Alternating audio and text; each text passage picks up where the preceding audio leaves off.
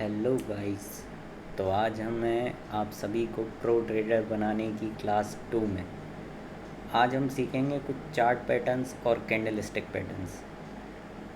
तो chart patterns और candlestick patterns होते क्या हैं? देखिए, जैसा कि पिछली क्लास में आपने सीखा होगा कि कैंडलस्टिक क्या होती है, सपोर्ट रेजिस्टेंस क्या होते हैं। अगर आपने नहीं सीखा तो मैं आपको एक बार और बता देता हूँ कि कैंडलस्टिक दो पार्ट से मिलके बनती है, एक बॉडी और एक विक।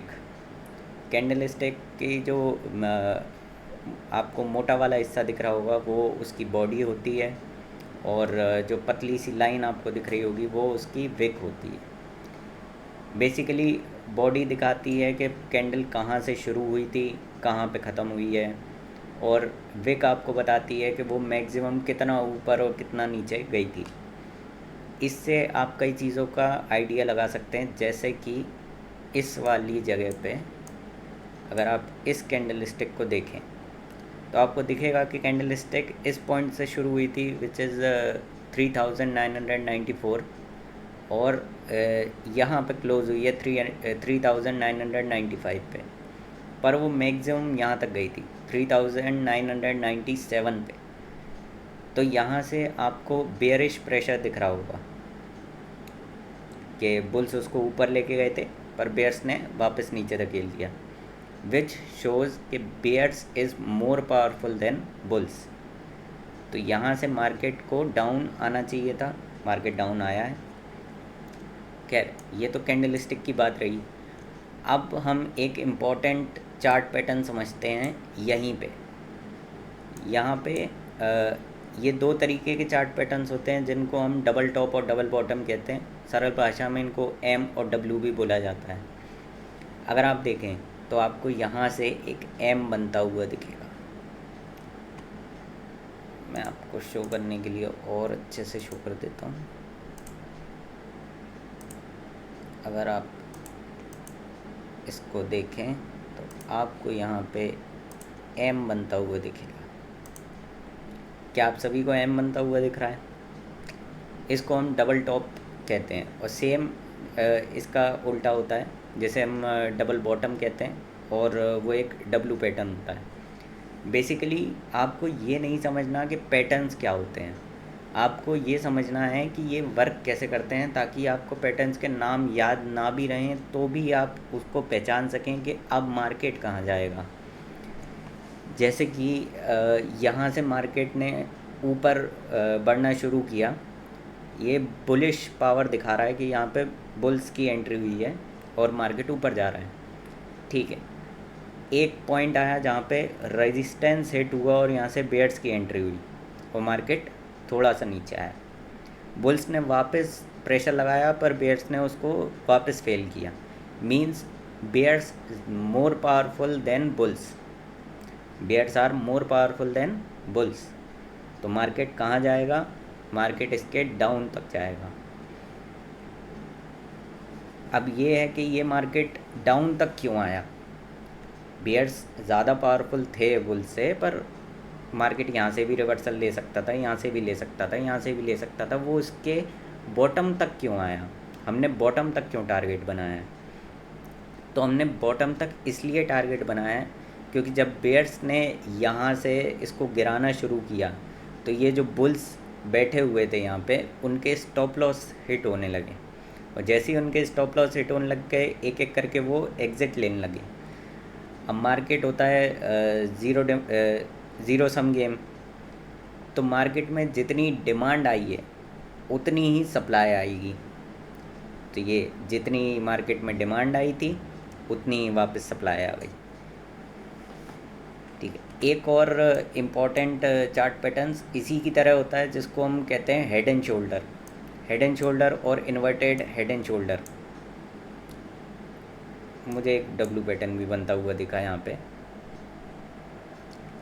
खैर, हम हेड एंड शोल्डर समझते हैं। हेड एंड शोल्डर अगर मुझे कहीं पे दिखाई देता है तो मैं आपको बताता हूँ।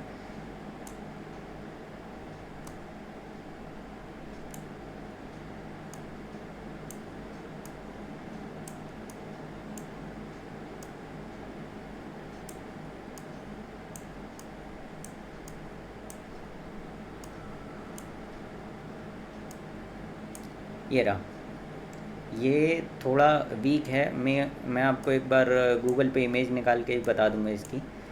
पर अगर यहाँ आप देखें तो मार्केट ऊपर गया, उसके बाद थोड़ा सा पुल बैक लिया और उससे भी ऊपर गया, फिर वापस पुल बैक लिया, फिर सेम रेजिस्टेंस पे आके मार्केट ने फॉल किया। इसको हम हेड एंड शोल्डर पैटर्न बोलते हैं। ये इसका एक शोल्डर है, हेड है, और दूसरा शोल्डर है, और मार्केट ने यहाँ से फॉल कर दिया।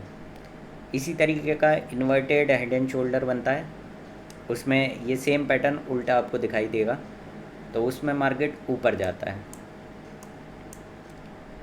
चीज़ों को आपको देखने में थोड़ा टाइम लगेगा। अभी मैं आपको इजीली दिखा दे रहा हूँ, पर वैसे जब मार्केट ओपन होगा तब आपको थोड़ा ऐसा नहीं दिखाई देगा।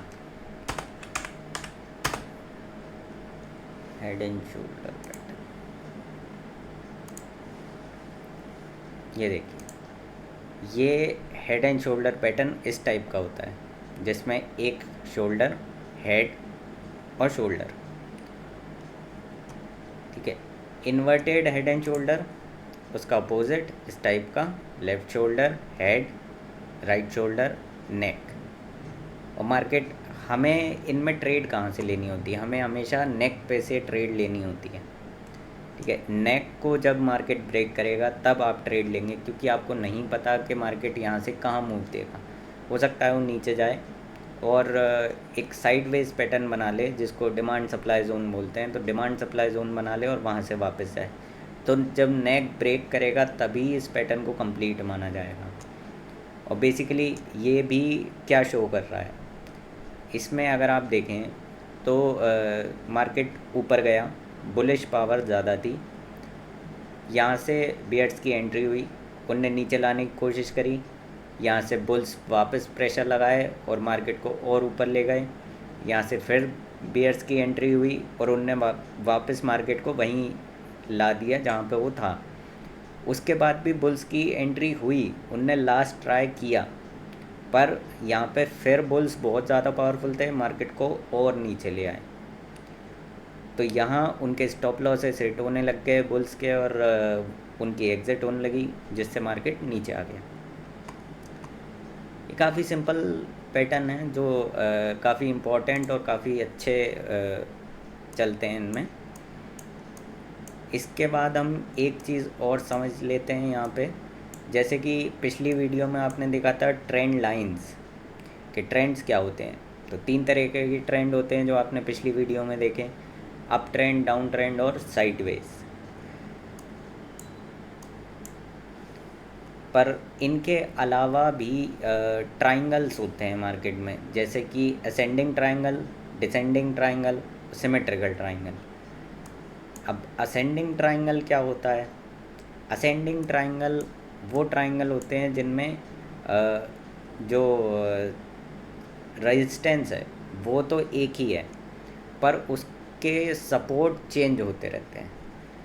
मैं आपको एग्जांपल के तौर पे दिखाता हूँ, अगर कहीं पे असेंडिंग ट्राइंगल बन रहा होगा।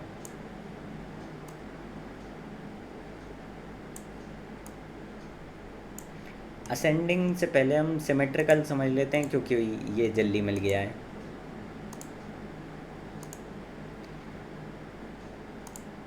ये रहा।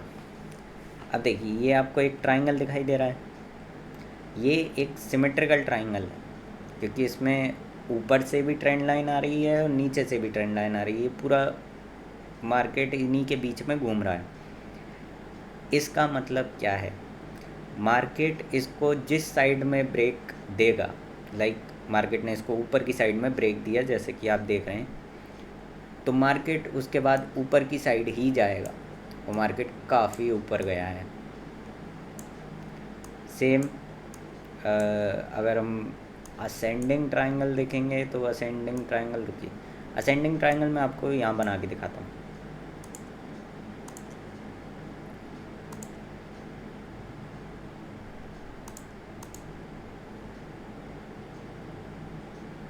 असेंडिंग ट्राइंगल कुछ इस टाइप का बनेगा, जिसमें अगर आप मार्केट देखें तो मार्केट की एंट्री यहाँ से होगी, वो इस पे बाउंस करेगा, ऊपर जाएगा, इस पे बाउंस करेगा, नीचे आएगा, इस पे बाउंस करेगा, फाइनली इसको यहाँ से ब्रेकआउट दे जाएगा।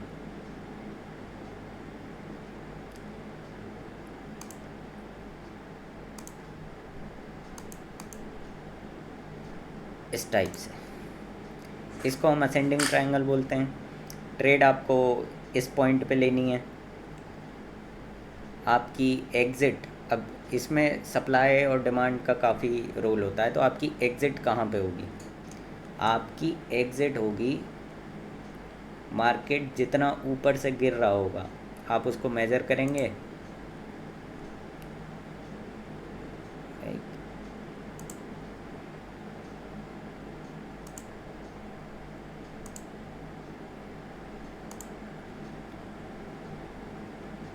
Price range. मान लीजिए मार्केट यहाँ से गिरा है, यहाँ से यहाँ तक का डिस्टेंस, प्राइस, ये रहा आपका टारगेट, ये आपका टारगेट होगा। स्टॉप लॉस ऑब्वियसली इस सपोर्ट के नीचे रखेंगे। अब मैं आपको समझाता हूँ डिसेंडिंग ट्रायंगल क्या होता है। पहले इन सबको हटा देते हैं। ओके, इसमें काफ़ी टाइम लगेगा, इसको साइड कर देते हैं। अब मैं आप लोगों को समझाता हूँ डिसेंडिंग ट्रायंगल क्या होता है। अब डिसेंडिंग ट्रायंगल होता तो ऐसा ही है, बस इसका उल्टा, जिसमें सपोर्ट एक ही होता है और रेजिस्टेंस मल्टीपल। ठीक है, तो मार्केट सेम वही, यहाँ से एंट्री कुछ इस टाइप से इस ट्रायंगल के अंदर चलेगा,